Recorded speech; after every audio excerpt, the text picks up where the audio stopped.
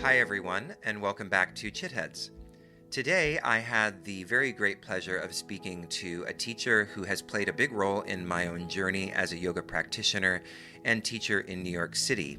Nikki Vilella, who co-founded the Kula Yoga Project in Williamsburg and who has been a teacher at Kula Yoga Project for many years, spoke with me about the past, the present, and the future of the yoga world, the yoga community, and what it is to be a teacher now, and the kinds of changes that we've been required to make, and the evolutions that we have been required to undergo as teachers. So this interview does two things. On the one hand, it's a kind of love letter to Kula Yoga, its community, its teachers, and its history in New York City. And then on the other hand, it's a contemplation or meditation on the current state of the yoga world, the yoga asana world, and how it has changed and what its future might look like.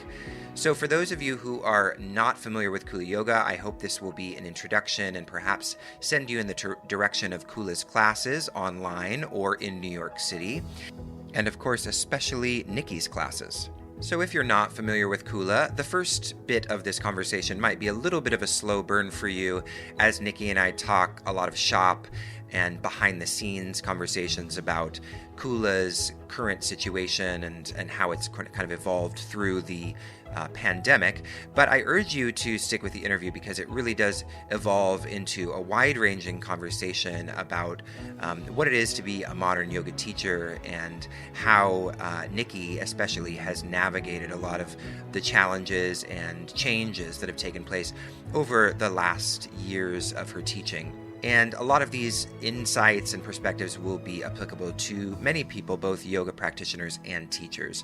So it's a really interesting and fun conversation, and I really enjoyed it, and I hope you do too.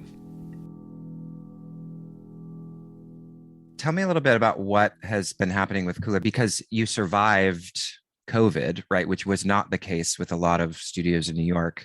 Yeah. Do you feel like that was really as a result of the shift to live and the ability of that to kind of maintain the physical spaces? Like that must have been hard, right? To retain the brick and mortar spaces when literally everything else was closed. It seemed like everything else was closing down. Yeah.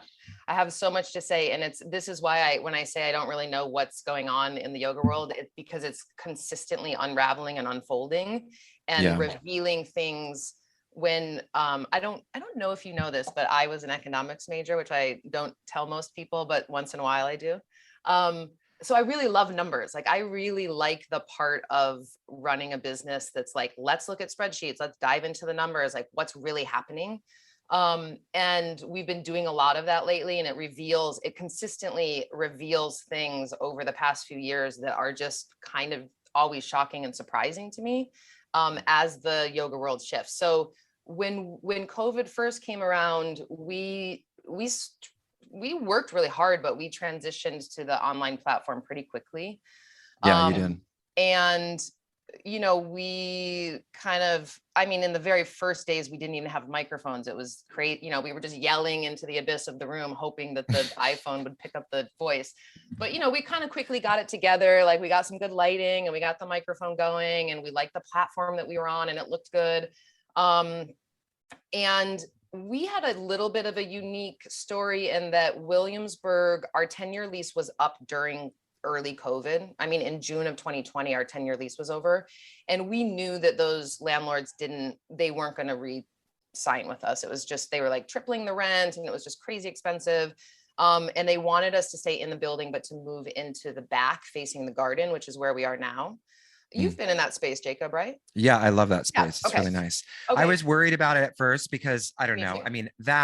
That studio, the Brooklyn studio was such a special space. Oh, I know. But you've transitioned into something actually that's quite similar. It's really, and there's something sort of like the original, like Tribeca space in that you have to go in this convoluted way to get back there. I know. And I love that. It feels a little bit sort of secret in the historic way that Kula has felt a little bit secret. Yeah, totally. And I recreated the old space as best I could, but it's not the same. It's definitely a transition and it's a different thing, and that feels fine.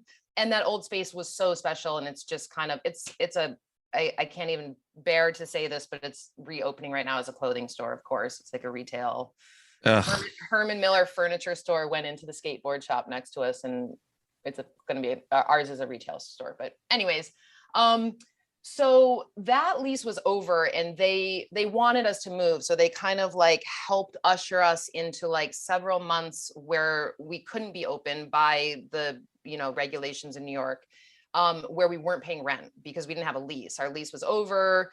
The backspace needed to be built out, so on and so forth. So we had several months where we weren't paying rent in Brooklyn, with the agreement of the landlord. And then in Soho, because Soho is so expensive, we basically we stopped paying rent. I mean, we had an agreement with them as well. I mean, it wasn't just like they were calling us every day asking for money and we were saying, no, we're not paying. It's a family-owned building, and I had lots of conversations with the owners, and they actually were really sweet and supportive, and they knew what was going on, and it wasn't just us. I mean, they have other buildings and other tenants, and they just told us to hang out and hold on and allowed us to not pay rent. And then we renegotiated some like back pay and other things later when we were able to open. So when COVID first happened and we went online and it was like wildly popular and we had no overhead, we were like, wow, we have more money than we've ever, in 20 years of being open. Like, this is really working. This is amazing. And, I have no interest in being an online only studio or an online only teacher. It's just not my jam at all. And it's not Skylar's, it's not most of our teachers. I really, and I'll just say we as a collective at Kula believe in bricks and mortar spaces. And, getting our hands on people and like building community in that way. And we really believe in that. So we did reopen both spaces. And when you say we survive, I'm like, yes, we are still open and survived, but we're at this moment right now where the physical space, the kind of like weight of the physical space and the financial cost of it is catching up really quickly. We went from like, we have no costs, we have no overhead, we're not paying for heat, we're not, like all these things, and taxes and insurance and all the things. And then, I mean, we do pay our taxes, even when we were online, we paid our taxes. But the costs, it's in the margins, but it really, really adds up. And we are at this point where we're back to kind of like, wow, the physical spaces are very hard to maintain financially unless you have volume. And I actually feel very literally in this past week, like when June rolled around and it got really warm, which is not traditional. I mean, usually June comes and everybody's gone and the yoga studios are empty, but I feel people are coming back. It's slow and they're trickling and there are people. But unless that continues to evolve and more people start coming back to class, it's what maintains us right now is the online, which was shocking to me. I mean, we always imagined it would like very quickly turn into kind of like this residual model where it's like this thing that's happening on the side that people who live in different time zones or, are at home and can't get to the studio will take it and it will just give you like a little money here and there on the side. And that's not what it's become. So that's when I say, when I look at numbers and things, and I'm always surprised, I'm like, oh, we can barely cover our rent in the physical spaces. And what sustains us to be able to even pay, salaries and things is the online and not the live stream. It's replays. It's people that are taking it on their own time. Yeah, absolutely. I mean, there's so much there. I mean, I remember, I feel the same way that you do about brick and mortar spaces, because for me personally, I know that when I try to practice by myself alone, even when it's your lovely face teaching, I'm like, I'm a pause Nikki just for a minute while I check my phone, or like, oh, I need to use a restroom. There's so many ways in which distraction it's just easy to 100%. To kind of relax into it, and much harder than to kind of focus. And there's something about, the supportive context and framework of a studio, and then the students who you're practicing with, all of that coalesces into this, beautiful experience that is the group asana class. Totally. And there are always going to be people that maybe prefer to practice alone and maybe actually for the first time in their lives are taking a yoga class because they were so intimidated by going Yeah. to a studio and practicing in front of other people. So there's definitely that whole contingent. But it does seem like, yeah, that there's always going to be a desire for brick and mortar spaces, you know, in a, at least for those that have had enough history of practicing and teaching, even, that, you know, they know the benefits, they've felt the experience of being in like a group class with that energy that's built between a teacher and students. But I'm curious, you know, on the numbers, because one thing I was looking at, I was watching one of the videos that Miles made years ago Mhm. of, it's a video of Alex. I love Alex that is doing, video. I started to cry. I know. I watched it recently. I don't know how. I was just Googling and I was looking for something and I saw that video and I thought, oh, I remember this, but not totally. Let me play it again. And oh my God, it's so beautiful. I know. And it just like brought back It's all the like nostalgic. warm fuzzies. Oh yeah, Yeah. absolutely. I know exactly the video that you're talking about. I love it. Yeah. And it's Alex kind of going on her beautifully esoteric and poetic and, you know, thought-provoking you know, commentary on yoga and her relationship with it while watching her teach in the gorgeous Tribeca space that once was. What is it now? You want to get out your barf bag. Ready? Oh God. I don't know if it is anymore, but during early COVID, some wealthy person's personal gym knocked down all the walls and made it. A personal gym for someone. Oh my gosh. Yeah, That's sad. Okay, I I'll know. barf later. I know. Yeah, I mean that was such an epic space. But yeah, I mean there were so many people in that room when I was watching that video, Yeah, and even before COVID, right? Like numbers were declining. totally. The kind of, there was sort of a, I don't even know if we would call it a golden age, but there was a moment of extreme popularity in yoga. Yeah, And it was when yoga went from being a weird marginal thing that had a kind of cult following, and in New York that was certainly the case. yep, But then it became hyper popular and it brought in yeah. all of the people who, you know, were just looking for kind of a physical practice and not really, you know, interested in anything else. And so I'm curious what you think about that. Like, what have you seen changing? Like, why do you think, you know, yoga is changing in this way? And do you think there is a future for yoga in the way that it's been, you know, surviving in New York for the last, I mean, God knows how many years. I mean, how long have you been teaching actually? I started teaching in 2005, so that's 17 years. Is Wow. that some good math, economic math? Well Yeah, done.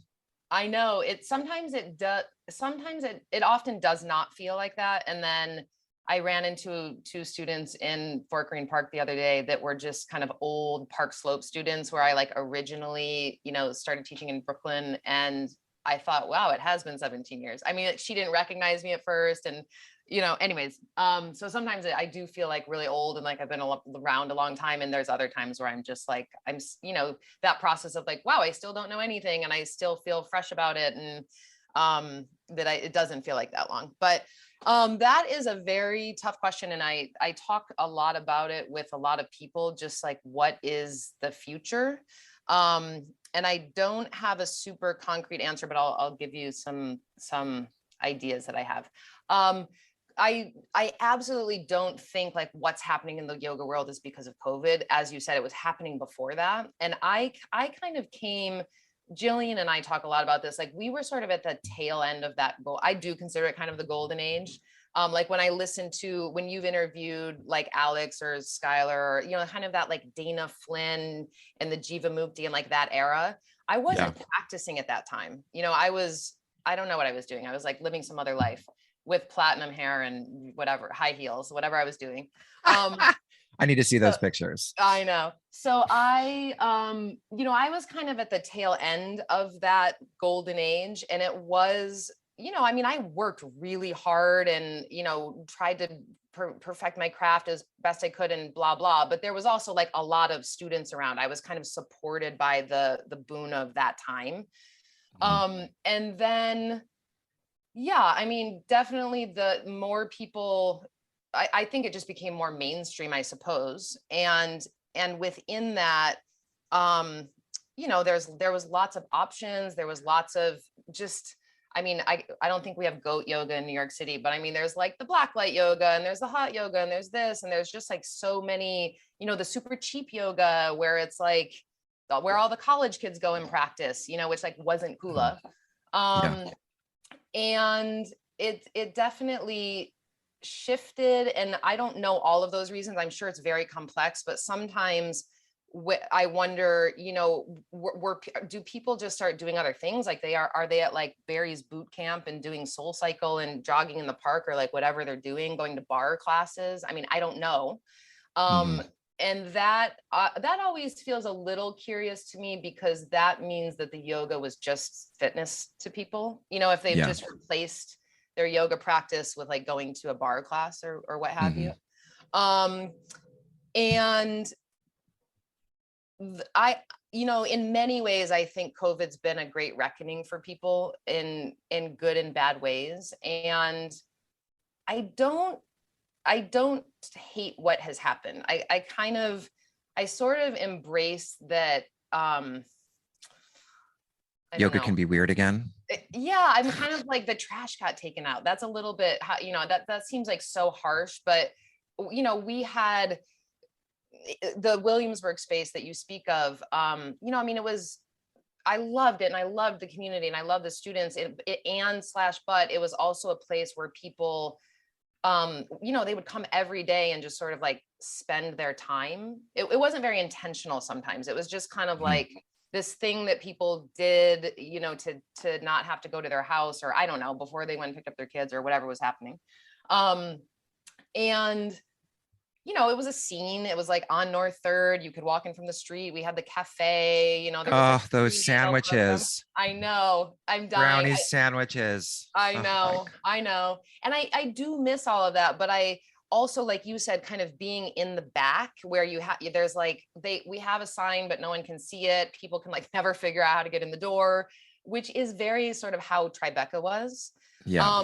And a really beautiful community is growing out of that. And I mean, I have no choice. I can't go back and like do the old thing anymore, because that's totally changed. But I am embracing it because it's growing in the organic way that I saw Tribeca grow, where it's a lot of people do travel to the Williamsburg studio, but it's a lot of neighborhood people that are kind of walking or biking and telling their friends. And there's a lot of new students coming nowadays, which is kind of, it's beautiful to see. So what the future is, I mean, I think that it feels very intentional. We don't love the idea of just like make it more expensive, raise prices. That's how we're going to pay the rent, et cetera, et cetera. So, we raised prices a little bit, like $3 more per class during, post-COVID world. And it feels more intentional. Like if people are coming, it also feels more intentional because people were stuck in their homes for years and never left, nobody was leaving the house. And I actually think it's hard to get people to leave the house now. I think that's part of the reason online does well, because it takes like an hour to get to the studio, a 90-minute, or whatever, 75-minute class, an hour to get home. It's like 4 hours of your day to go to yoga, which is like a total privilege. And, I mean, you've got to be like a certain person that has that sort of lifestyle and can like do that thing. So it feels really intentional right now, the people that come to class and show up, because they're making a decision that, yes, I am going to take the train there or ride my bike or whatever it is, do the class. If you're dropping in, pay the $25, and, make my way back home. And that's a different feeling, I think, in the room than someone that's just passing time, that's just sort of like going there because that's the thing I do. And, kind of being part of the scene and so forth. So I don't hate it. It's hard. I mean, it's hard to make the business work that way when you don't have that many bodies in the room. But like I said, I feel like people are trickling back and it feels pretty good. I don't know if it's sustainable, and I hope it is.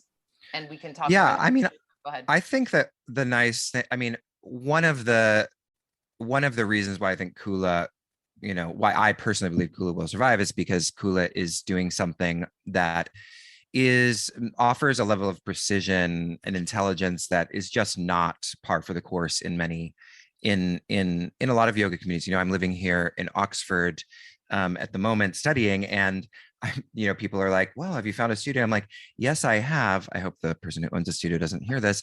But I'm like, yes, I had, but also like, sometimes I think like, God, I could, if I had the bandwidth right now to start a studio, I mean, this community is just starved for something with a level of kind of precision and just like to raise the bar a little bit on what is offered as an asana class. Yeah. And because Kula is so tuned in on that front, I think it is just, it's almost like a matter of, how do we funnel people in from the larger online space to realize that Kula is there? And because still, even though we have moved into this largely virtual yoga world, I do think most of what's being offered online is not to the caliber of a Kula class.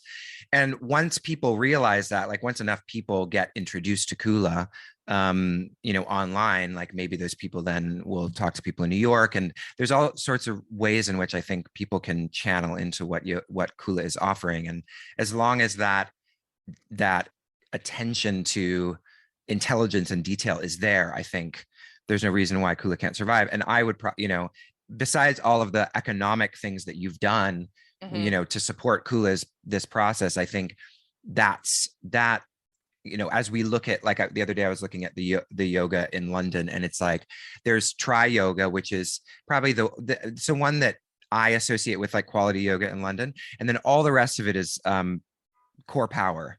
Yeah. and that's what's happening, right? The only thing that can survive is the thing that does yoga really well, and then the corporations that know how to survive in an apocalypse of Right. of the economy, essentially. Yeah. And so, I mean, this, but so many studios here have closed and just don't exist anymore. They're not on the map.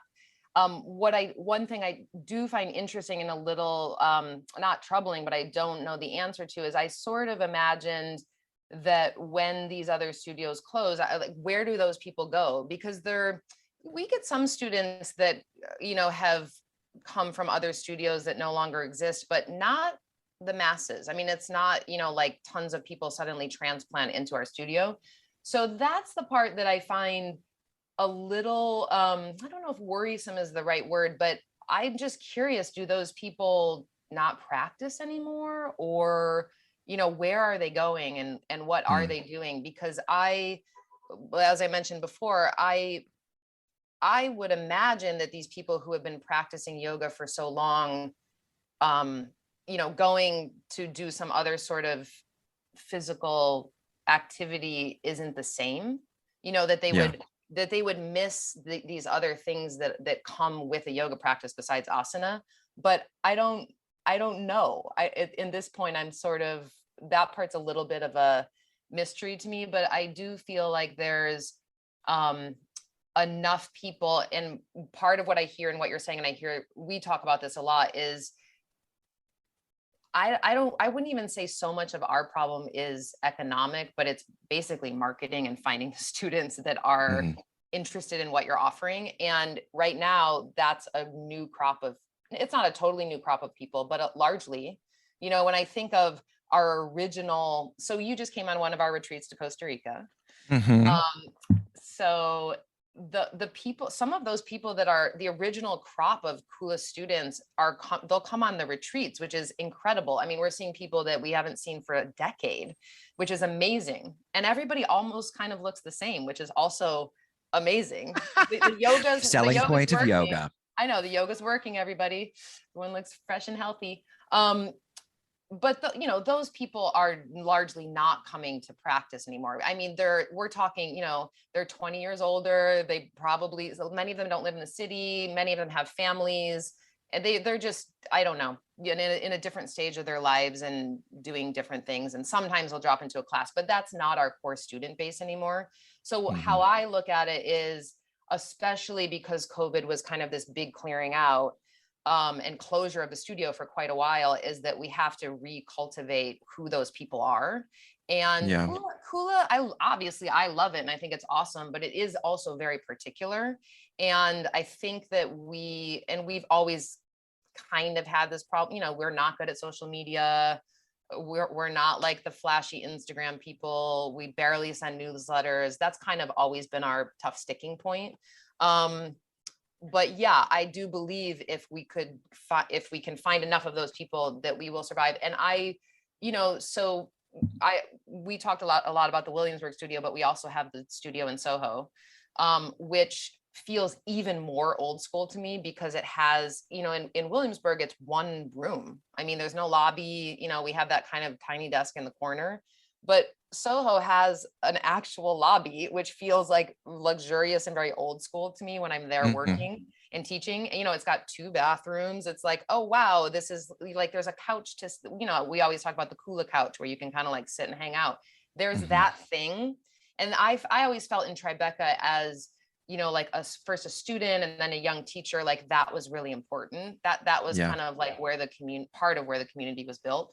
So that part feels like really old school to me. And I don't think that we would open I mean, we don't even have the finances to do it, but opening another studio is not on our horizon. So I feel like if we close the Manhattan studio, for example, I feel like that would be it for Manhattan. I think it would just be like, okay, we're in Brooklyn and that's what we're doing.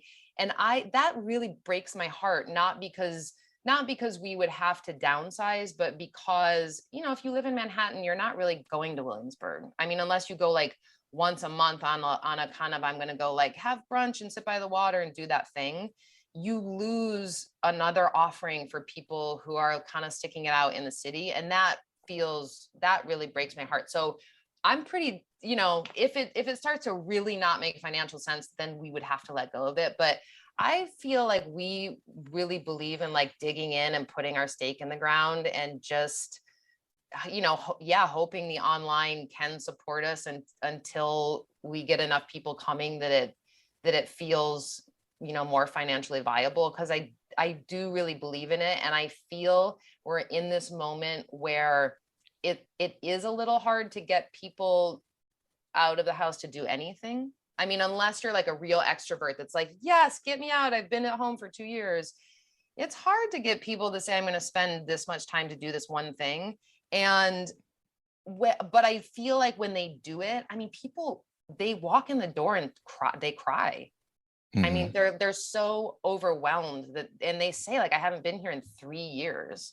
And I'm always kind of like, wow, I've been here for 3 years, you know, trying to like teach classes and get people to come. Where were you? No. Yeah, I'm kind of under I've been waiting. I'm like, thank God we're still here and open. No, thanks to you. But I do think we're in this moment, if we can stick it out, where people are going to realize that they really do need these spaces. And that they'll be really happy that they're there. So I think you're onto something in remarking on the community, because that is 100% the thing that I think most people are feeling a lack of with the shift towards everything online. I mean, there's just not, you know, Embodied Philosophy is an all online platform, and we're constantly having conversations about how to cultivate community, you know, amongst our members. And, you know, there are certain things, you know, there are certain lengths that we can go to cultivate that, but there's also just, you know, there's the limitations of being an online only platform that, you know, a brick and mortar space just has more capacity, like you were saying, to facilitate that. And so, and I wonder if there are things that can be done in, you know, not just Kula, but other yoga studios to really lean into that as being a feature of the offering. It's not that just you're coming here to be, you know, take a wham bam thank you man yoga class, which of course some people will want to do. And will, you know, that's sometimes I just come in and I don't want to talk to anybody, including people I love, you know. I'm just like, please, I'm having a terrible day. Don't talk to me. I just want to get in and get out. But then there's also people that they want to linger and they want to hang out and they want to be a part of something. And I feel like I mean, we're looking at over the last 2 years, and I've experienced this personally in my own life with people I love and people who I love who have now passed because of it, is like the rise of mental illness. And and so much about the kind of the context of COVID and everything that has transpired as a result of that has been this increased isolation that just is it's just fertile soil for the germination of mental illness. And community is Absolutely. such a huge part of healing that. And yeah, I think if studios can, like I said, if they can kind of tweak their messaging to potential students as being like, this is not just a place to do yoga, but it's a place to kind of connect with others, that could be Yeah. really meaningful for people. I'll just share a story with you that Jen, our manager that we joke should be an owner because she's so involved in everything that we do. Yeah.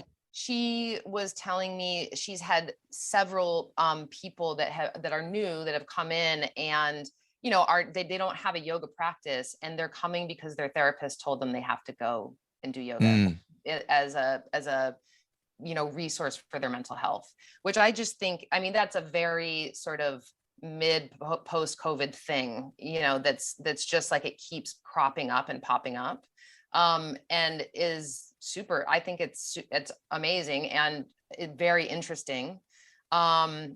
So yeah, there's also like a new kind of student, or a student that's coming for that kind of specific reason, and is not I would say not embodied in a yoga asana practice way when they walk in the door. I mean, I don't want to call them a basic student, but someone that's really like, I've never done this, and I'm here because I need help, and I need support, and I need a community. And that's always what Kula was to me. When I think of sort of my baby years, I mean, it was like, I didn't think of it as a mental health support at that time in my life. But when I think back, I'm like, oh, in many ways it was. And it certainly was a community.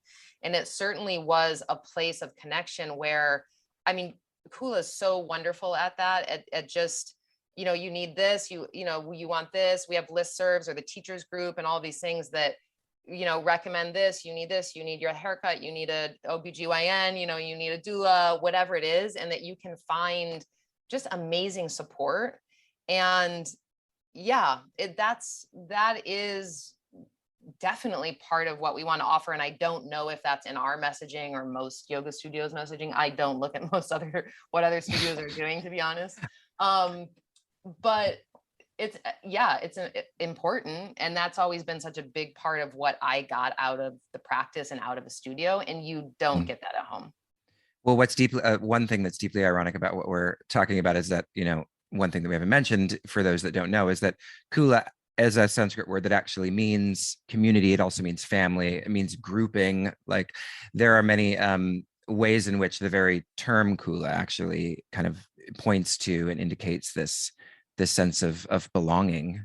And I think, for me, you were talking about the retreat, which my friend, longtime friend Patty and I went to, along with my boyfriend Chris.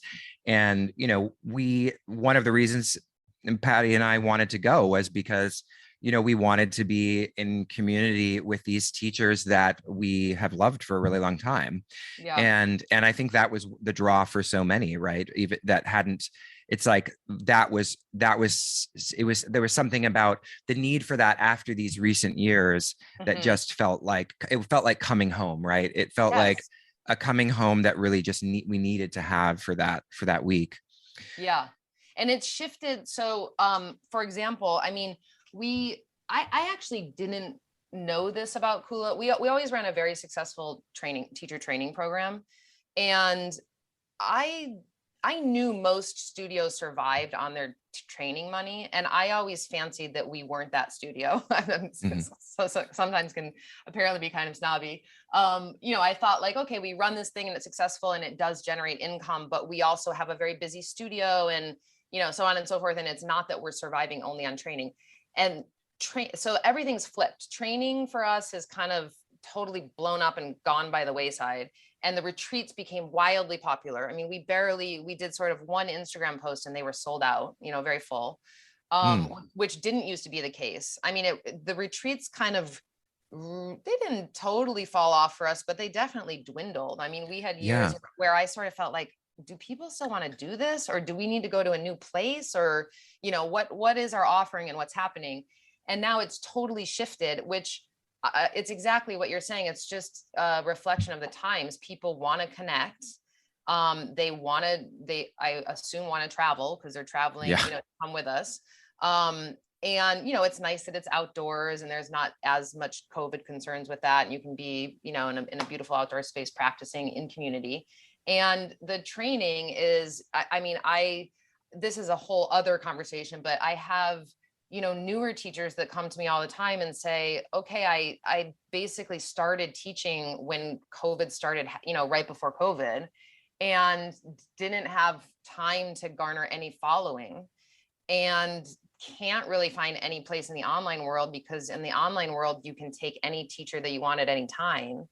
And what's their future? I mean, when I don't even know what my future is or the studio's future, but when I look at that sort of teacher that comes to me, it's really hard. And I can completely see where, in this past year, why people kind of hesitate at doing a teacher training, because what's the future? I mean, there's not even that many studios open. If your desire is to make it a job, and that's the big if is, I think we actually just had a conversation yesterday about, we always were, this is not a deepen your practice training. If you want to deepen your practice, study with us or go, there's lots of trainings that do that, but we really wanted to train people that wanted to have a career teaching. And I don't, I know, because I know from the numbers that doesn't seem as relevant to people because of how much the landscape has shifted. Yeah, I really think that that's an important point. And I, for a long time, I've felt a little bit like the just smorgasbord of options for trainings was somewhat irresponsible, and not in the Kula situation, because I think actually Kula created a training that is actually of very high quality, but many trainings are just cash cows, and there wasn't an attention. Right. There's not really that attention to, to a kind of professional quality training that really would make someone a really good teacher, such that they could be marketable in the world. But more that, there were so many teachers being trained and so few opportunities. And so we were just pumping out, it was just an imbalance, right? In the kind of, in the relationship between the amount of teachers being produced and then the actual, opportunities out there. And I personally think that one of the solutions to this is, but this is sort of at the level of I don't know, Yoga Alliance or whoever the governing bodies are that decide what constitutes a educational process. But I've always thought that the 200-hour model was it was too minimal, and it was too much of an easy hurdle for people, such that they don't, it's oh, I'm going to do this yoga teacher training because I want to teach yoga on the side while I'm doing this other thing, or while I'm preparing for my real career. Right. And it's but actually, as we know, it takes multiple years to be a yoga, or to be a good yoga teacher. You have to learn over a long period of time. And why does, the Insight Meditation Society do a 4-year meditation program that, of course, meditation is wildly complex from a certain perspective in terms of teachings and, esoteric, whatever. But, there are quote unquote more moving parts in an asana training, literally, that, and so why would we not have something more like a 3 or 4 year formation process to be teachers? And then people are doing it because they literally want that as a career, right? You go to 4 years of university to learn something because you are planning to do your career in that. And I personally think that at some point we're going to get a bit smarter about that as a kind of yoga community, and the trainings will be more robust. And as a result of that, we will get the serious students who really want to be teachers. And as a result, they'll become the best teachers. Yeah, I love that idea. I talked to Nikki Costello a lot about this, because she originally, when we started our 200 hours, she had started her 300 hour. but what we talk about is what is the path, and if you are sticking with this 200-hour model and there's no path after that, most teachers never end up teaching, even if some decide they don't want to. But even if they want to, there is no path to help them develop. And I mean, it's not unfortunate, but if you're a brand new teacher and I could put you on the schedule, but you're not ready, and no one's going to come to the class. I hate to say that, but that's sort of, they're going to go. Well, especially at a place like Kula, where people know the difference between a good and a not great teacher. Yeah, totally. And they're not, it's not even that they're not great per se. They're just so new. And I mean, I remember being a new teacher. I mean, I can't even believe that you're allowed to step into a room, with like moving human bodies. So yes, I mean, we're sort of in the midst of that conversation right now at Kula with what our offerings will be, because I don't think, I can't say that we're still sort of offering a 200-hour, and at some point maybe we need to kick that can off the road. But I think the offering has to shift and make it relevant and useful for people, or people they just don't sign up, and then what's the point of having it anyway? So I do love having, I mean, it is honestly one of my favorite times of year. I mean, I love like working with people in that way. But I also do want to make it a useful journey for them, so it's not just like something that they're doing for a few months and then they go back to their other job, and or they try to teach and it ends up being a disaster where they can't make any money and they feel really lost.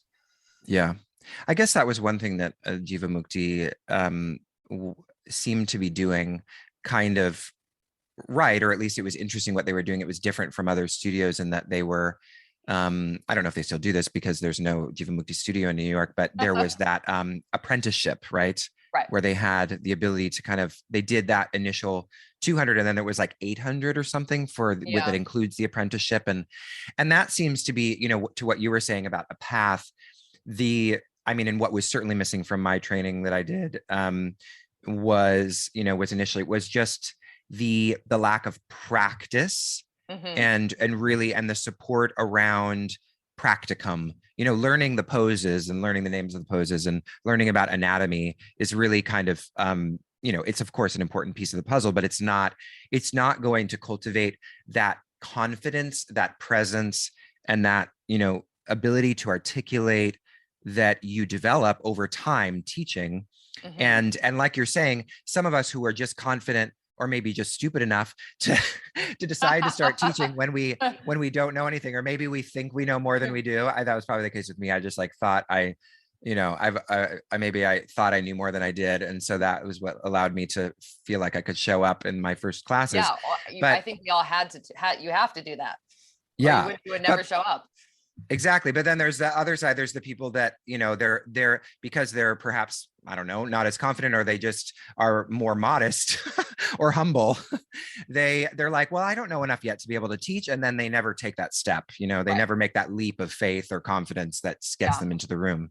Yeah. And they I see that person a lot who does training after training after training and never feels like they know enough. And then they actually, they'll come, to one of our like advanced trainings, and they've been, they got certified 8 years ago, and they've been doing all these trainings, and they still actually don't know how to stand up and teach a class. Yeah. And that's kind of the other extreme. I mean, I love doing the continued education, but you also at some point just have to walk in the room and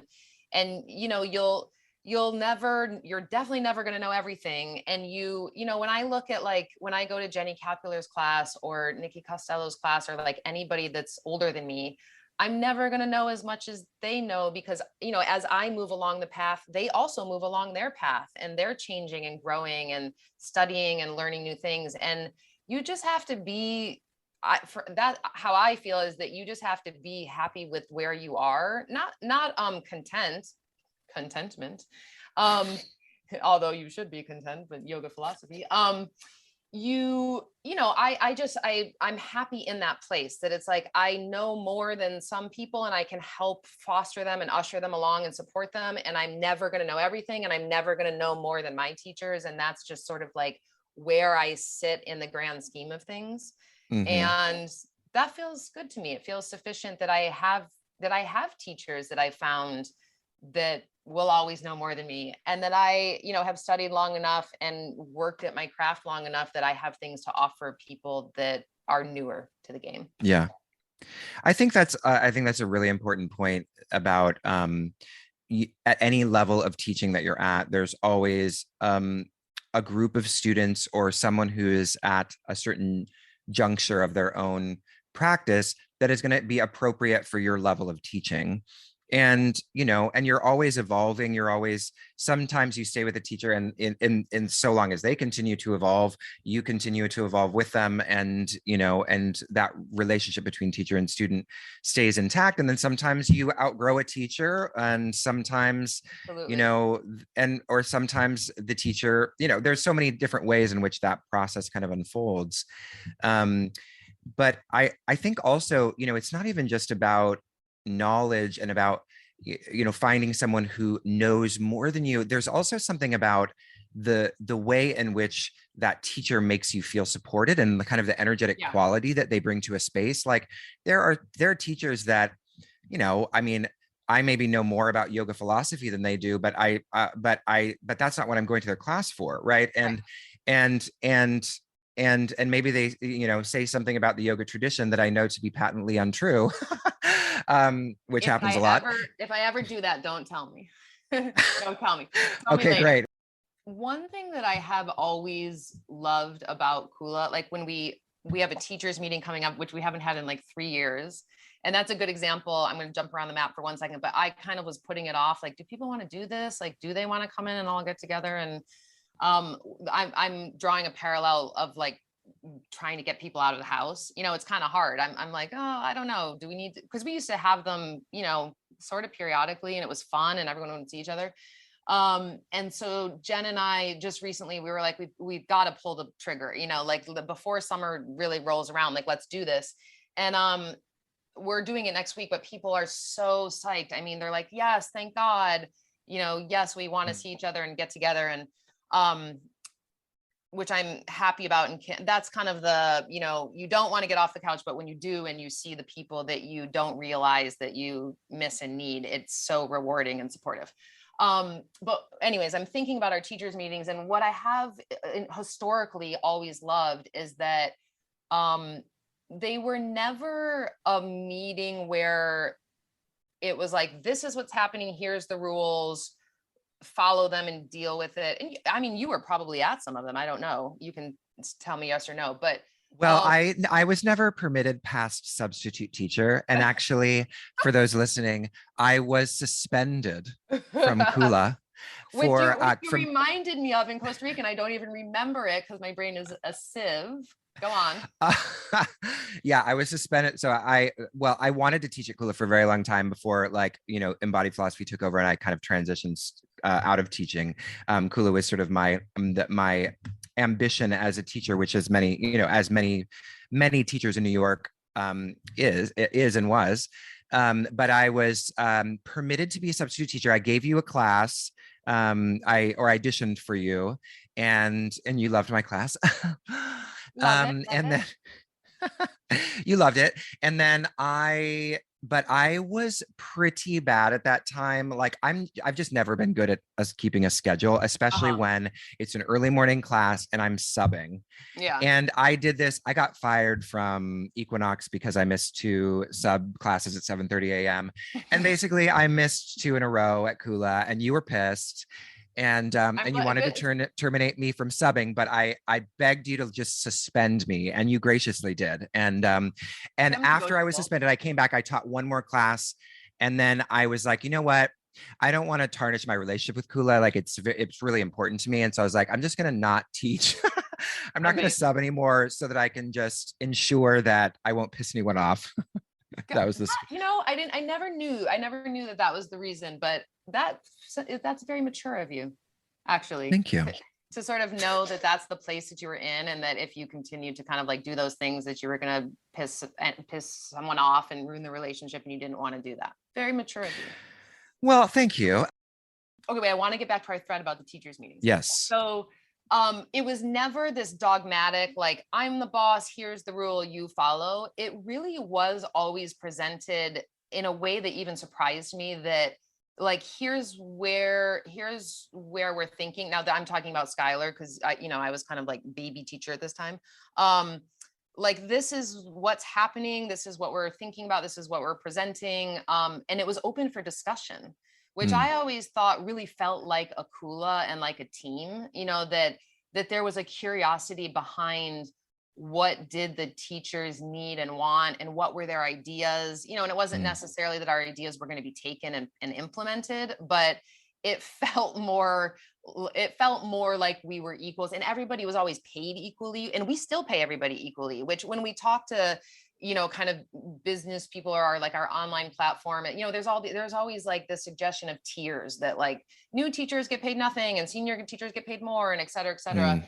And we've always, including owners, I mean, I get paid the same as everybody else, and that's just how it's always been. And I hold on to that really strongly. And if it had to ever change, I mean, okay, so be it. Or if the teachers wanted it to change. But I think there's something sort of beautiful, because we don't really have, I mean, we have more new teachers now than we ever have had historically, but it's not historically been a studio of new teachers. It's been a studio of like really seasoned teachers that have studied a really long time. And it's just like, we're on an even playing field, and we're equals. And, as far as pay goes, that's kind of always how it was. So I always thought that was an interesting part of Kula that I really respected. And, Alex, I always feel like she's kind of like one of my mama bears. I always feel like she's been like open to like interesting conversations, and she's so like lovey and touchy and etc. And I would say, kind of shockingly, because as you said, most people were always afraid of Skylar, or are afraid of her. I don't really know currently, but she's so much more loving, I would say, than I am in so many ways. I mean, like, it's really surprising, even on like an email level. If someone emails us and I'm just kind of like, that's annoying, they're a hag, and she's like very, very sweet, very forgiving. And part of that, like, I use the word mom, and maybe it is because she is a mom, but just like sweeter than the facade is, Yeah, and so totally. When you say that you went and said, whatever your feedback was to her, I guess I would say, in a way, and I think about this a lot with myself, but when I look especially at like an earlier version of myself, okay, I'll give you an example. When I was a much newer teacher, and, I've always sort of been like known for my hands-on adjustments. Like, that's something I love to do, and, blah, blah. One person gave bad feedback to Kula about it. And I was like, really F you about it. I was just kind of like, who are you? I didn't even know who it was, but I was sort of like, who are you? And you're such a loser. And like, how can you say that? And everybody wants me to touch them, and, this kind of thing, like very defensive. And that comes from a place of insecurity, and so, I would say that those ladies, and we're just using them as examples, but that they can take that sort of feedback in a way that I'm growing into. And now definitely, like, I take a step back and I'm like, okay, this person said that, let me really sit with it. And when I really sit with it, there's always truth to what the person's saying, 99.99% of the time, there's truth in that. And it's so important to have feedback. I mean, who wants to live in a bubble where you're just like thinking that, everything's perfect and everything's great? So, anyways, I think of myself as a very kind person, but sometimes I am shocked at the generosity of, these ladies, when the facade can be, that people are scared of us, or, people tell me that too, like, oh, they're scared of you. And I just think like, what? That seems so crazy to me, but that's, that's the dynamic of the power structure of being a yoga teacher. Absolutely. That floats in and out of the room. And we have, when I think of training people a lot, we all have big personalities, even if they're friendly and kind personalities. I don't think you're too successful in the yoga world if you don't have some sort of like presence and personality. That's part of the job. And when I think of kind of we talked a little bit about this in Costa Rica, but when I think of the future of yoga studios, I do think people want support from their teachers. I think that especially coming out of COVID, everything feels a little tender to me. Yeah. And I don't think, I never had kind of this, guru disciple relationship with any teacher where I study a lot of Iyengar yoga, but I never was someone who went to the institute or had this super dogmatic teacher that was kind of like barking orders and, slapping people and doing whatever. I don't know that experience at all, but we've all read many stories and heard about it.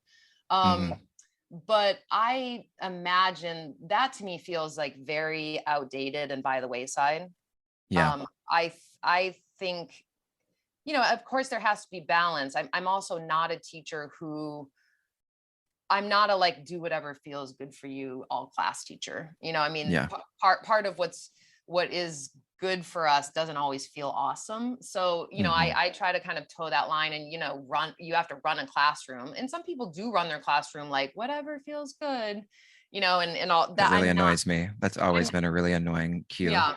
I'm not that teacher, but I'm also, there's tons of like trauma sensitive trainings that are going on and trauma sensitive classes. And I think those are awesome. And I'm not trained in that. And that's not my shtick, that's not, I feel like every teacher has to like do what you're good at, and I like figure out what your strengths are, work on the things that you want to that aren't your strengths, and pepper those in and become a more wholesome, well-rounded teacher. And then there's just things that you're not doing. And I'm okay with that. Like I look at the whole kind of like functional movement world that's happening right now and like bleeding and blending into the yoga world.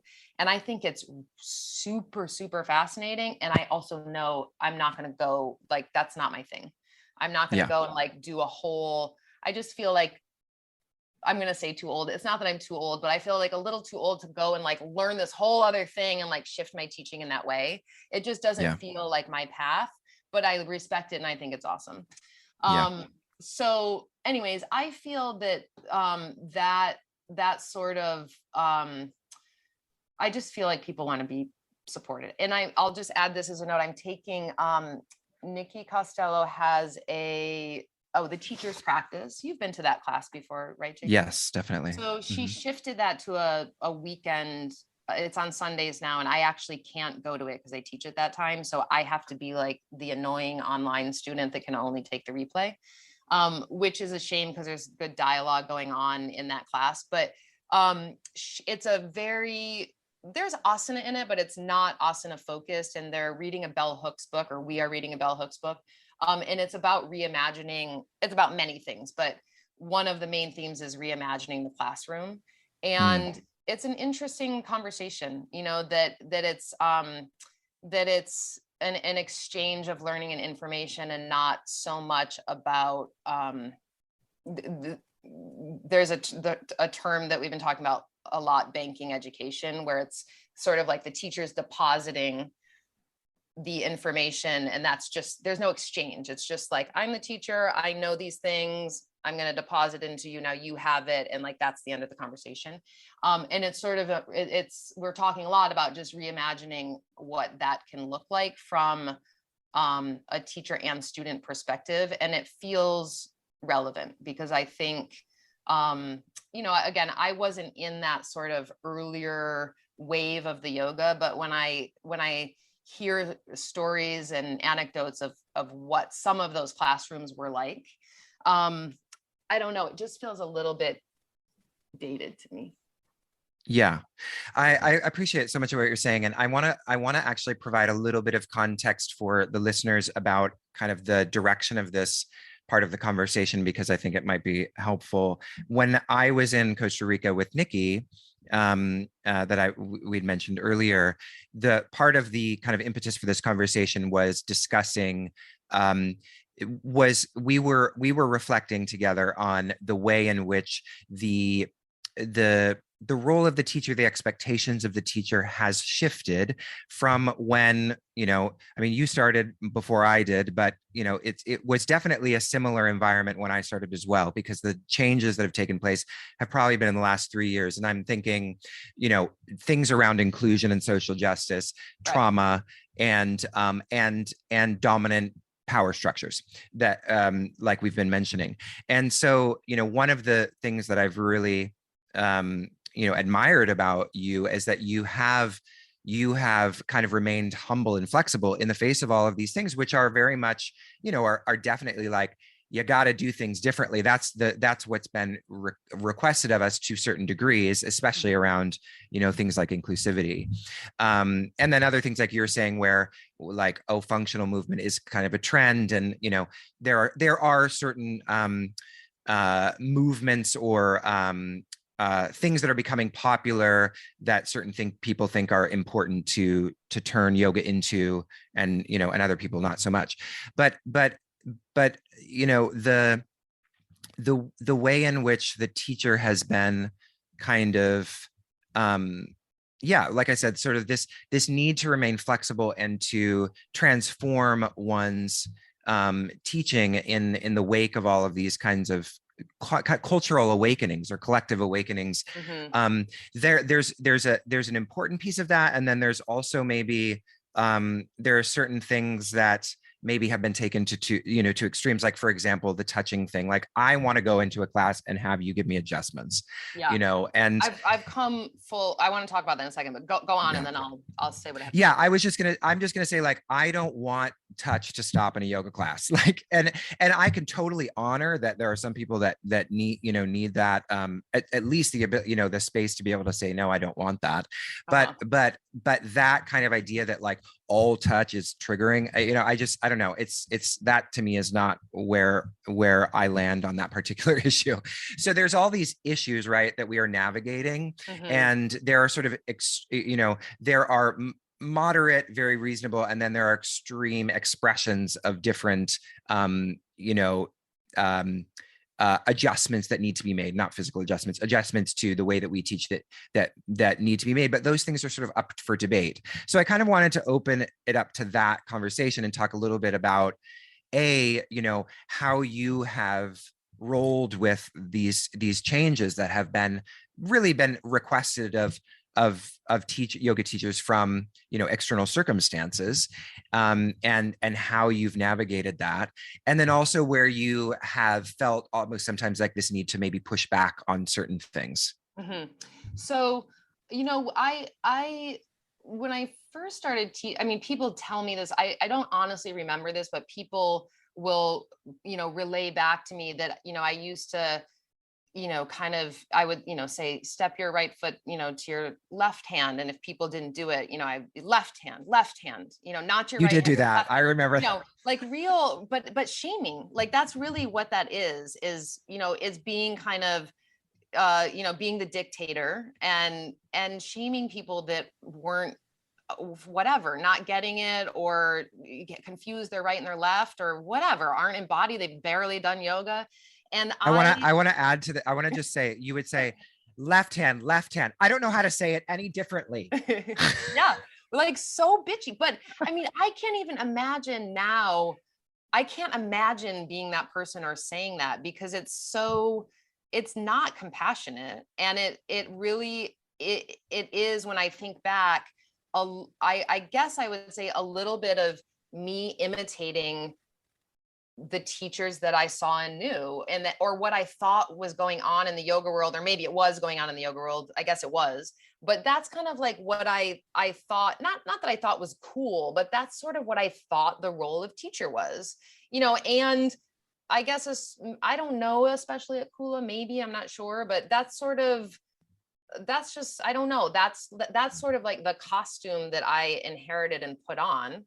And I see that, I guess I can't even say it's only, in the Iyengar tradition, because I just had an Ashtanga experience with a teacher, and it was sort of the same thing, like the way the teacher was I mean, they admitted like, I will yell, and they were sort of kind of like talking down to the student. And I thought, God, it feels familiar, but really dated. Yeah. Like, wow, people. Doesn't work anymore. It doesn't work. I'm like, you're still talking to your students this way? Like, it was eye-opening. I thought, because I know things have shifted, but when you're in the middle of the shift, you don't realize how drastically they have shifted. So, I think I used to do that. And I'm sure, again, part of that was just, I thought I sort of inherited it. And part of it, I'm also sure, came from again, probably insecurity that I was, or I don't know, it's a power structure. You sort of like get off on, that you want it done this precise way, and you think this person's being an idiot because they're not doing it, which is very far from the truth, but that's what you think. So I'm going to jump around a little bit. Like when it comes to things like inclusivity and social justice, I mean, that's been an interest of mine way pre-yoga. I mean, from, this is dating back to when I was in high school. And that's always been sort of, that's just been something that I wanted to make part of my life's work. And I didn't do it when I first came into the yoga world, because I was like a baby teacher. And, then even when I like opened a studio, I was still always kind of like new and the underdog. And we started but we started our social justice module in our 200-hour training, way before it was cool. And, that everybody thought it was necessary in doing it. And I got a lot of pushback on it. I got a lot of, not so much from students, but actually from other people, like teachers in the community, that sort of, why is this in the training? Essentially, like, this isn't part of, oh yeah, really, really interesting. This isn't part of yoga, basically. And I felt really strongly that yes, it is, at least in my yoga, like this is part of it. And that was really when I wanted to really step into my own, that was part of what I wanted to do and bring to the yoga world, and to make Kula more inclusive. I mean, and it's a struggle. I mean, Kula still is a largely white studio, I mean, we have more men, I would say, than most studios. At least it's kind of more split gender wise, but they're mostly gay. Let's be honest. Yeah, of course. That's why that part didn't feel like I had to transform, to like get on board with that, because that moment in time felt to me like, oh yeah, we're here, like, awesome, let's do this. It felt like very natural to me, and more resources were available, more people were interested, that part felt very kind of organic to me. The moving away from the sort of like dictator teacher, yeah, I don't know. It's just some feedback, some reflection. I just kind of get the vibe from people that that's not making them feel supported, basically. Yeah. And I think that there is a healthy balance in there somewhere. If you're, I do sort of see in the loss of some of that kind of authority of the teacher, that it does get really wishy-washy, not only for students, but I even see with teachers that it's like, it's kind of my job, but only when I want to show up and do it, and I want to be able to have like flexibility to do this, that, and the other. And you can't have no structure. I mean, you can't have just sort of like a total free-for-all, or then it's a big mishmash, doesn't work at all either. But I guess when I imagine kind of where I'm at now in the future, I do want it to be a place where it feels inclusive, the students feel supported, the teacher also feels supported by studentship. I think that's also an important part, that the student is choosing to be in studentship, which is very different than just, I'm going to show up willy-nilly and kind of do whatever I want. That's a paying customer, but that's not someone who wants to be your student. So that feels like a necessary part of the two-way, that people, want to engage in studentship and kind of choose you as a teacher, even if it's only for a given amount of time and then they move on. And that we're learning from one another, not that it's, again, this idea of just depositing the information, like, I learned something, I know it, I'm going to pass it on to you, you're going to accept it. I mean, that's how I learned in education. I was a really good regurgitator, and I was a straight A student because I could memorize the thing, like, people ask about memorizing sequences all the time. That's not my problem. I can easily do that. And I can regurgitate really well. And I'm a really hard worker. And that's what I learned education was. And then I went to university and, got my first paper was a C+. And I was like, what do you mean C+? I'm like, I regurgitated everything the teacher said. I'm like, where is the A+? What do you mean? So that's, and that's kind of an evolution as a student and of a teacher, that there is this dynamic quality to it, that there is a back and forth. And, I don't know what the famous quote is, but that the best teachers are always students, something kind of like this. And not that you're only, yes, you're a student of your teachers that you go to, but you're also a student of your students. And as I progress in my teaching, I'm very prepared in my classes. I kind of know exactly what we're going to do, more or less asana wise. But the more that you can really walk in the room and observe your students, the less sort of formally prepared that you have to be in the sequence or exactly what you're going to do, because there's so much there. They're offering you so much just by reading the students' bodies, what's going on in the world. I think that's another big piece of what's coming into classrooms, is that, and that's sort of what I got when I got pushback from the social justice, is that, in the yoga room's the yoga room, and the world's the world, and they're two different things. And I don't think that's true. And it certainly in this moment doesn't feel true, because people are coming to class and they're just wrecked. There's so much going on in the world, and there's no way that they're coming to class not bringing that with them. And I think it's a mistake for a teacher or a studio owner or whatever to try to separate those two and to say that that's not coming into the classroom, because it's there, it's in their bodies. So, I think if the yoga world's bricks and mortar studio model is going to survive, I think that has to be a piece of it, because I think that people need that. And I think if that's an offering of the studio, and I don't know what that looks like, and it can come in so many different ways, just in a teacher's presentation or attitude or how they engage with the students. But I think that is something that people are looking for. And when they choose to come to a class, like you're saying, make the journey, pay the money, show up. And for me, hands-on is a huge part of that.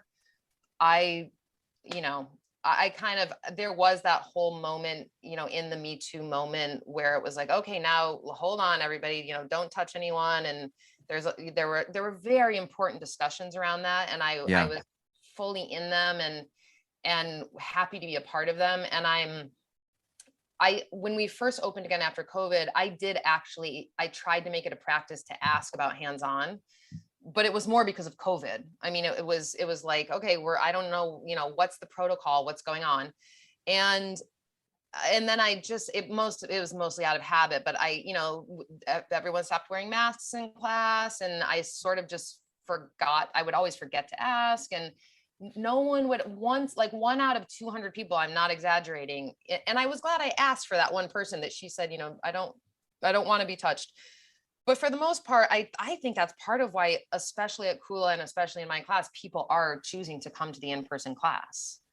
And there's so much instruction and support and dialogue and back and forth that happens during a hands-on adjustment that I'm back to just 100% strongly believing in them. And, feel the same way. Obviously, people have autonomy and authority over their own body to shoo me away and say they don't want me to touch them. But in general, especially for people that, I don't know, live alone or, have been like alone for 2.5 years, I just think it's magic. Yeah. If, of course, if done appropriately and feel supportive and not like I'm, trashing your body and trying to fix you, but just that I'm trying to be supportive. Does it seem like, I don't know if you've observed this in the rest of the yoga world, but does it seem like there is a strong movement to tell teachers not to give adjustments? Like, is that happening in a lot of trainings that you know of? I'm not sure. I'm actually going to teach this weekend at a studio in Pittsburgh. And I asked the teachers, there's like 20 teachers, and I asked them, what's your biggest struggle right now as a teacher? Or what do you want to work on? Or, because it's a good example. I want to make it relevant. I want to go there and like teach them something that's useful, not teach them what I think is useful. Or what I'm doing in New York City, because it might be very different than what they're doing. And one of the teachers, who was a male, said to me, he didn't talk about hands-on. He was talking about the gaze and the male gaze, like the gaze. Oh, the gaze. Wait, gaze as in me gay or gaze as in the gaze? Oh my God, that's so funny. No, the gaze is like from the eyeballs. Like the observation. No, not. He was like, those gays coming to my class wanting to get touched. No, that's hilarious. Oh my God, I love it. No, the male gaze, like the observation, and that he kind of he alluded to the fact, and I'll have to pick his brain more when I go there, but that was passed down to him kind of in some sort of training, that observing bodies, female bodies, was trickier for men than women, basically, was his kind of, that's what I got from him. We had just a very brief exchange, but I thought that was really I was almost a little shocked, actually. I thought that was interesting. I mean, I do know that about hands-on adjustments. That's just kind of like par for the course. But I hadn't really heard that about the observational quality and sort of like the lingering eye type of thing. So was this a straight man? I don't know because I have never met him. I don't know. I'll report back. I mean, I think to me that, like, I've always felt like being gay and being pretty confident that everyone knows I am, that there's a permissibility around touch with, touching women that wouldn't be the case if I was straight. And I think that straight teachers just face a lot more sensitivity around that for very, obvious reasons. But because there's no threat for most women that I am going to try to come on to them. And if there is, I can promise you're fine. Now, the hot man over there. No, I'm kidding. Yeah, totally. I don't know. I mean, I think that I'm not sure how people are being trained, but what I can tell you is that, and I even see this at Kula, and it's something that we're going to talk about at the teachers meeting. Touch is gone by the wayside. It's really like, I'm kind of like in there digging around because I also like to do it. I mean, it feels very natural and I feel involved. But it doesn't get done that much anymore. It really doesn't. And I think less, I always fancied Kula because it was as a place where you would get lots of hands-on. And I don't think it's definitely less even at Kula, but I imagine, because it was always this way when you went to other studios, and especially outside of a big city, it was even less. So I'm not sure how they're being trained, but I've talked, like I auditioned this girl a couple weeks ago, and she told me that she was really big on hands-on adjustments. And I was like, oh, great, awesome. Can't wait. This might be a really good fit, so on and so forth. And then we did the class and she never touched me. I mean, it was just me. She was just teaching me, which is always like so awkward and weird. and, everybody's always terrified and awkward and blah, blah. But I asked her afterwards, I said, tell me more, because you gave off the impression that you were really into hands-on. And her response was that she hadn't been in a classroom and she had been teaching online and she hadn't touched anybody in almost 3 years. And so what I feel is that, and I mentioned this to Skylar the other day, I've only done at Kula one hands-on adjustment workshop. I mean, I don't know, 10 years ago. I mean, it was a very long time ago. But I feel like people maybe just need not a refresher of how do you actually adjust? Some people do need that, but just a refresher of like what it's like to be in communion with another body as far as hands-on go in a classroom. Because I think it's another sort of pattern that people have gotten into of just not being in a classroom teaching physical bodies, and B, not touching them when you go. Yeah. And I don't have any judgment of that. I just think it's part of what happened in COVID.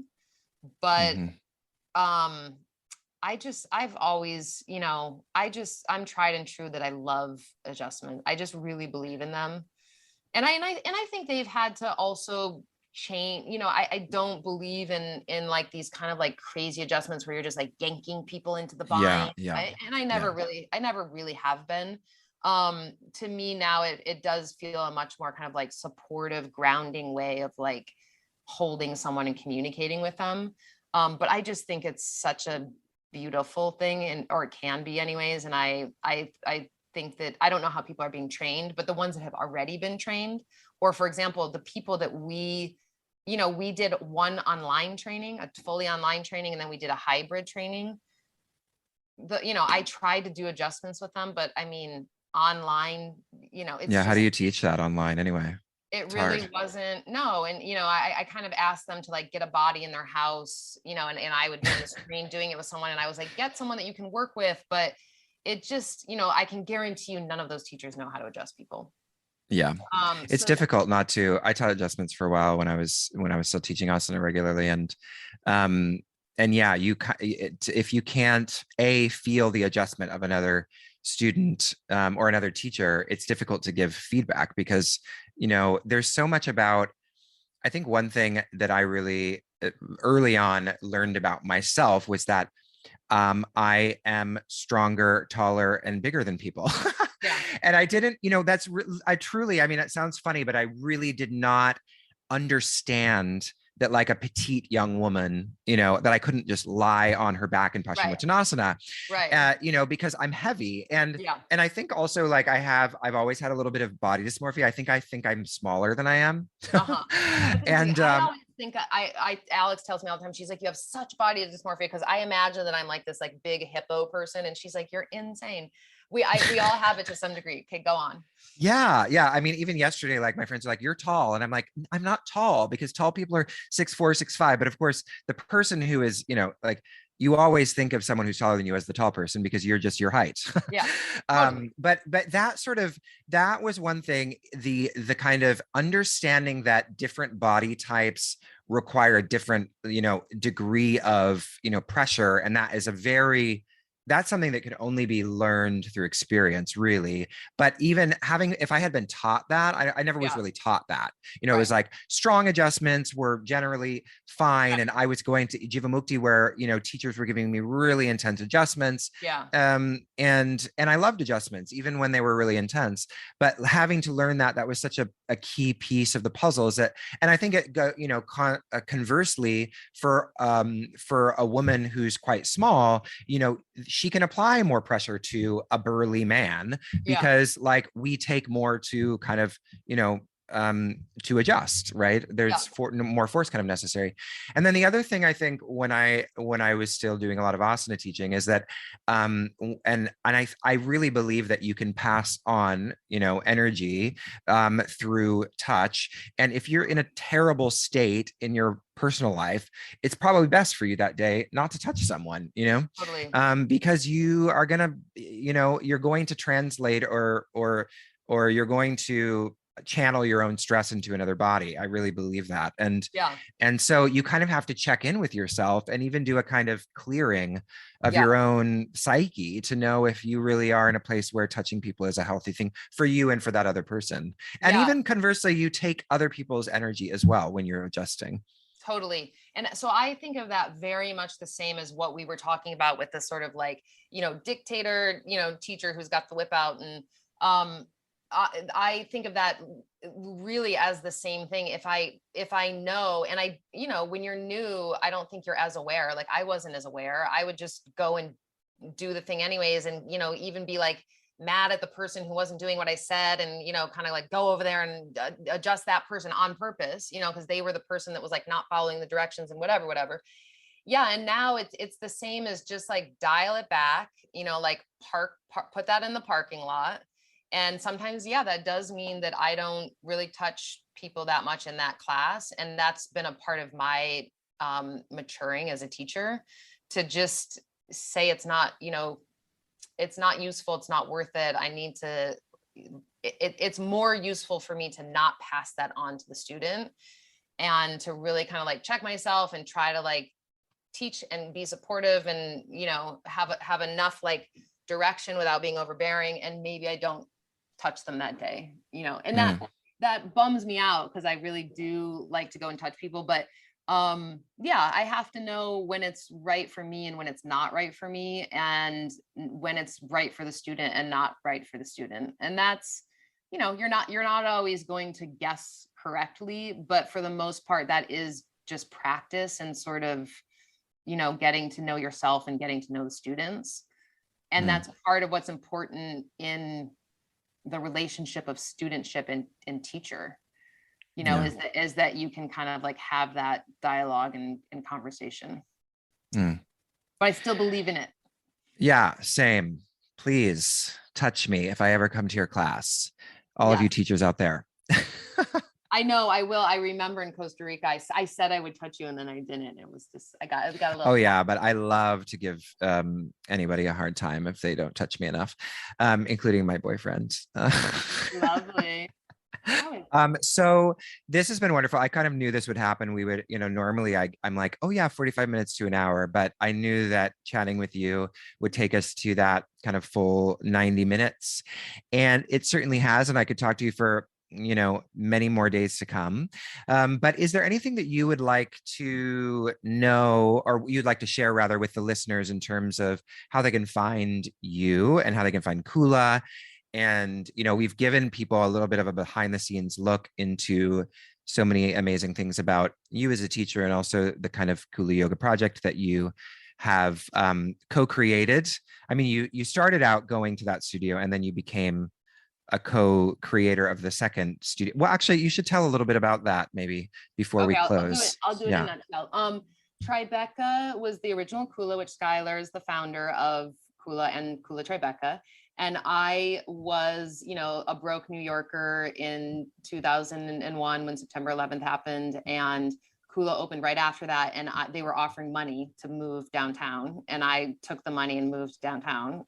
Hopefully I don't die of lung cancer or something, but wow. I lived in the neighborhood, and the studio opened. I mean, the studio was open and people were going to it. So it wasn't, I can't remember what month the studio opened, but obviously I guess it must've been clean enough, because we're all still, living and healthy. But I lived in the neighborhood. And so I ended up, I won't go into the whole story of how I ended up in a yoga class, but I ended up going to Kula Tribeca. And as I mentioned, sort of like, it was very small. I mean, classes were kind of like 7 people. And our first retreat, we all like traveled together, like Allison and Skylar and I, we all got on the plane and went to Costa Rica together. And I just met these like super lovely, powerful ladies that I wanted to emulate. And I've just found so much richness in the community and in the people. And I taught we opened Williamsburg in 2010. So I taught for 5 years, and I only taught at one other studio along with Kula. And I wanted to have a space. I didn't want to, not as far as Kula, but as far as other studios, I didn't want to work for someone else that didn't have the same ideas that I had.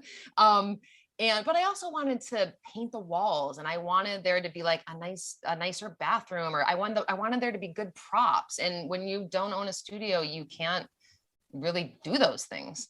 And I loved having the community. I mean, Kula really kind of like saved my life and made a home for me in New York. And I wanted to offer that for other people. And so I went to Skylar and, said that I wanted to open I didn't threaten to leave. I didn't say, I'm going to leave if you don't do this with me, but I just said, I really want to do this. And she said, let's do it. And, we looked around I wanted to do it in Brooklyn because I lived in Brooklyn at that point. I had moved out of Manhattan, and we couldn't find, originally we wanted to be where I am now, which is Fort Greene, Clinton Hill. And there's just, they don't have big kind of cavernous spaces in this area. Because we waited, we looked for like 2 years and we couldn't find anything. And she lived in Williamsburg. And so I poked around there, and there was, we found the space in the Mill building where we eventually opened. So we opened that one together, and then, we were there for 10 years. I don't know how Skylar moved to California. As you know, I think it's been like 7 years now. I don't know. I can't remember how long, but kind of, I'd say like halfway through our lease there, she moved to California, and that's actually been really beautiful. It's been, she's still very involved. We have like weekly, Jen and her and I get on calls. But that was also a moment where I could kind of like step into my own, because I was like kind of left here to do it, like be the person on the ground. And it opened an opportunity for me to sort of flourish, which felt really nice. Even though it was a lot more work, but felt good. And then the Tribeca lease was like very kind of iffy, and that building was falling apart, and we didn't know what was going to happen with it. So we opened Soho. That's how we ended up with Kula Soho. And then Tribeca closed during COVID, partially because the lease was ending, but the landlord was just like not negotiable. There was just like no negotiating happening. So yeah, now we have Soho in Williamsburg, and Skylar and I do still do it together, but I'm kind of here on the ground, running the show over here.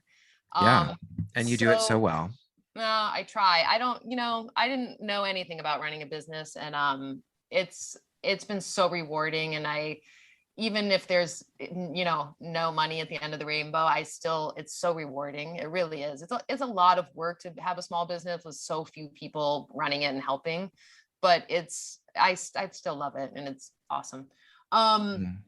So I guess my biggest message to anyone listening is that if you believe in bricks and mortar yoga studios and you want to be able to go to them and believe in them, then go.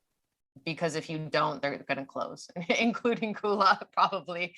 But just, I think there's something people, they like to know it's there. Like people get very sort of heartbroken if we close one of the studios, but that person hasn't been in 5 years. So, that's just part of the process. But if it's kind of like you love that it's there, and because you think you're going to go next week or next month, and someday you're going to get back to it, I would just encourage people to start going when you can, even if you think that you're getting as good of an experience online doing yoga at home, because there is something really beautiful and special about being in a studio, and we believe in it. And we're, like I said, we've got our stake in the ground, and we want to keep plugging away at it. But all studios, I talk to other owners, we need people to come if you want it to be there. Yeah. So we're in Brooklyn, we're in Williamsburg, we're hard to find, but we're still on North 3rd in Williamsburg, and in Soho, we're right on Broadway, in between a bunch of boarded up stores. Nothing's open anymore, between Broome and Grand Street. And we would love to have you. So if you are looking for us or thinking about us, that would be my message. Yeah, if you are in New York, absolutely come to these two studios if you have not heard of them before, or if you've heard of them but you didn't get a chance to meet someone like Nikki, who's so central to Kula's identity in New York. And then also, if you're not in New York, then you can take Kula's classes, you can take Nikki's classes on Union. Well, go to Kula Yoga Project, and then through that you can find the online classes. And then sign up for a retreat. The retreats are super fun. They are hosted, well, I mean, the hosts are rotating, obviously. One I went to was hosted by Nikki and Skylar, who we've talked about, and we also mentioned Alex. And if you get a chance to go to one that's hosted by all of these three ladies, you will be in for a real treat because it is a lot of fun and not dogmatic or overly serious at all. Actually, quite ridiculous. Yes, in a totally ridiculous. Wonderful way. I know. Yeah. And I want to mention, I don't know when this podcast will appear, but Rebecca, I've pulled Rebecca out of her coffin that she's been in. No, she's not in a coffin. She had another baby, which Bruno, he's so beautiful, but we're doing a February retreat in Costa Rica. So Rebecca and I are doing February, and then Skylar and I, and hopefully Alex, she has her book coming out. So we're not sure of her schedule, but anyways, yes, please join us. It's lots of fun and, lots of hands-on adjustments and tequila, and funny things happen on those retreats. Lots of tequila. Yeah. And you can find all those retreats as well on Kula's website, kulayogaproject.com, right? .com. Yes. Oh, not yes. Kula Yoga Project, kulayoga.com. kulayoga.com. Wow, that shows how long Kula has been around, because the fact that you found Kula Yoga before kulayoga.com before someone else snagged it is just a testament to the history. I know. It is a project. I mean, and I don't mean a project in work. It's just an ongoing, we're interested in kind of keeping it alive and rolling with the times and seeing how it matures and progresses, and what iteration Kula Yoga will become. We're interested and we want to keep plugging away at it. So we hope that you want to do that with us. I hope that Kula is around for just as long as it's been around so far. And because coming back, I mean, I'm not in New York now, but anytime I come to New York, I really can't imagine Kula not being there. It's such a special place. And I'm very grateful that now Soho is so close to where I tend to stay when I'm in New York, which is at Chris's house, which is just around the corner. And that is such a blessing to be able to walk to Kula. I don't think I've ever had a walking relationship with a Kula class before. It's quite exciting. That's a real gift. I used to move around New York City. I just kept moving like around Kula Tribeca when I had to move, because I didn't want to move. That was like my big decision. Where am I going to live? Because I wanted to be by the studio. So yeah. Anyways, makes a difference. It does. Thank you so much, Nikki. It's been such a pleasure. Thanks, Jacob.